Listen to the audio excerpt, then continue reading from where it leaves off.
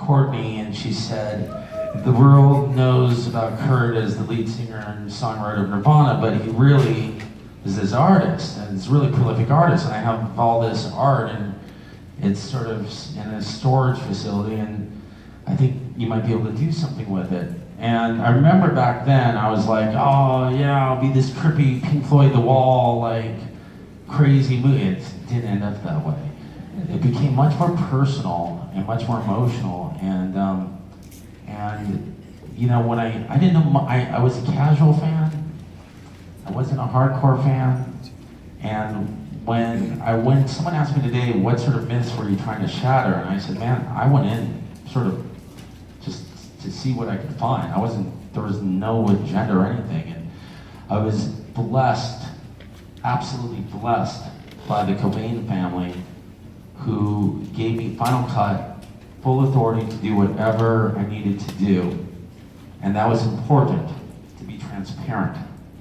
Because we all know that over the last 20 years, there's a lot of discussion or infighting about who owns it, and you know who owns it? Frances. It's her father. And when I met her the first time, she shook my hand, and as she was shaking my hand, she looked me in the eye and said, you know, I just met you just now, and I know you more than I know my dad.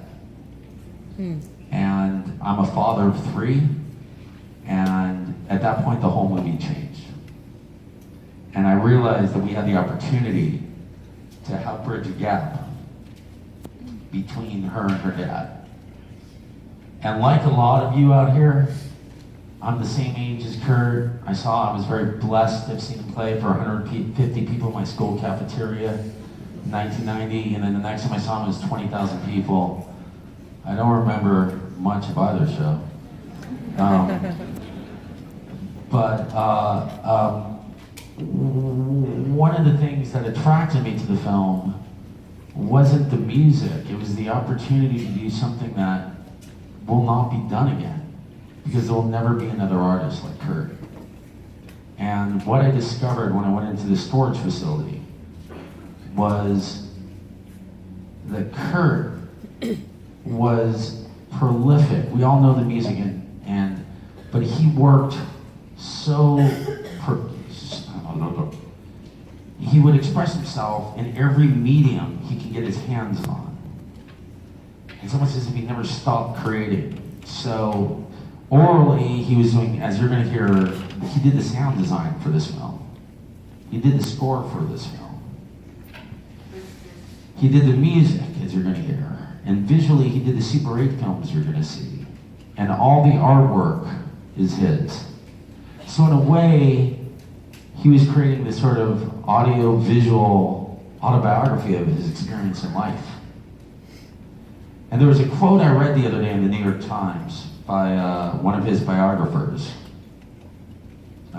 Charlie Cross, who said something along the lines of, well, you can never really get to the real core of it. Kurt's very mercurial, and who are you going to trust?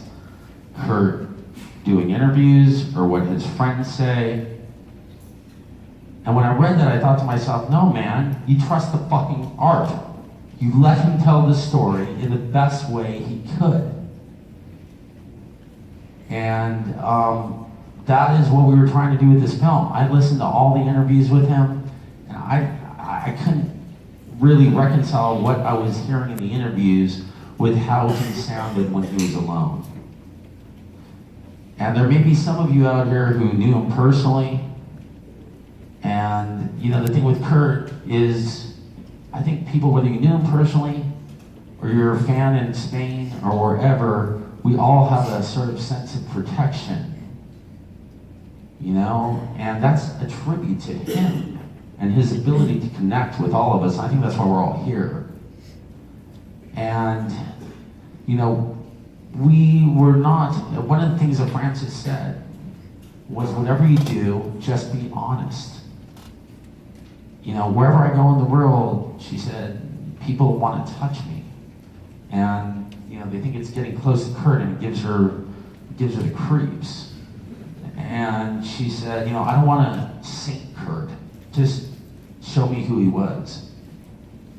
And that is why, and you know, the thing is, if you're doing a film with Michael Jackson, go ahead and sell fantasy, but it's Kurt Cobain, so let's fucking, to be honest and should have integrity. And so I stand here and I apologize profusely. I have to get on a plane back to LA, so I won't be for a Q&A afterwards. But it was really important for me to be, or you can, I've done so many interviews, you can go online and read anything. There's nothing that you were gonna ask me I haven't said already. I'm so tired of talking. Something is so fucking embarrassing when you do stuff like this, and you have people are always asking you these same questions and trying to get you to be a spokesperson for Kurt. And I am not going to be a professional spokesman for Kurt, but right now I have an obligation to share with you what I experienced and what I had access to. And I will tell all of you that can hear me right now that if you have any questions after the movie, you tweet me at Brett Morgen and I will get back to you. No, I'm serious, man. I don't have that many friends, so. And when you see the movie, you may know why I don't have any friends. I spend all my time doing this when I'm not with my kids. And so I'm talking too much, and the movie's really long. And so I'm gonna let you guys go and experience the montage. But lastly, we don't have any, we're just this little movie with no advertising or anything. So if you like the film, tell your friends, tweet out, this is a limited run. This film was designed for the cinemas. We spent a year on the sound design. We spent months mixing this on a huge sound stage. It was being released all over the world by Universal Pictures. But I wanted to make it accessible to people, so we made a deal with HBO. So it'll be on HBO in a week or something, but honestly, you guys are seeing this film exactly as this film needs to be seen and felt. Not heard, but felt. And if it's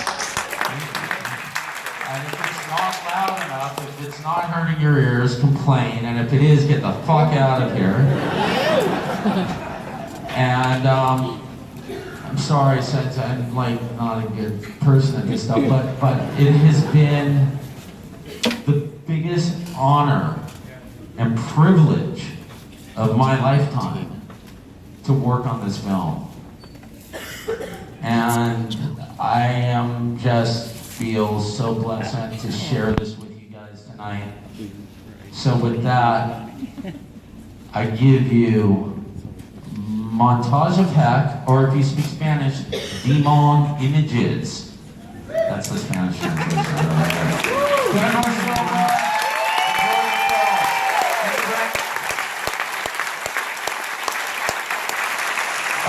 Also, this is what happens when you drink beer with Carl. You end up at this theater, and thank you, Carl. This was awesome.